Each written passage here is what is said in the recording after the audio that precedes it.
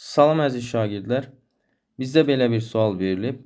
Sualda deyilir ki, A və D bucaqların tənbölənləridir. Yəni, bura alfadsa, bura da alfadır. Bura betadsa, bura da betaya bərabərdir. Və K nöqtəsində kəsişirlər. Bizdən nə tələb olunur? YF parçasının uzunluğu tələb olunur. Deyək, hər hansı bir X. Daha sonra nə edək?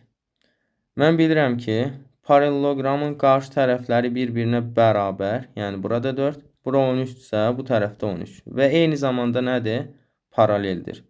Onda BC tərəfi AD tərəfinə paralel və AY də onları kəsəndir. O zaman bu da alfadsa, bura da alfadır. Çünki daxili çarpaz bucaqlardır.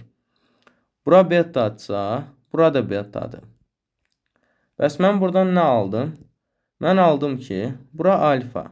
Bura alfadsa, bu iki bucaq nədir? Bərabər yanlıdır.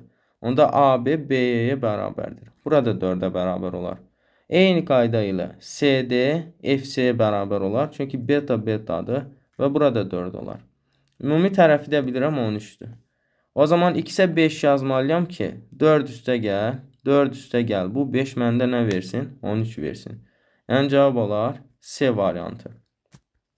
Əlavə olaraq da onu qeyd etmək istəyirəm ki, bizim 1 aylıq ödənişsiz yay sınaq qruplarına qoşulmaq üçün verilmiş bu əlaqə nömrəsi ilə əlaqə saxlaya bilərsiniz və sizə məlumat anında göndəriləcəkdir.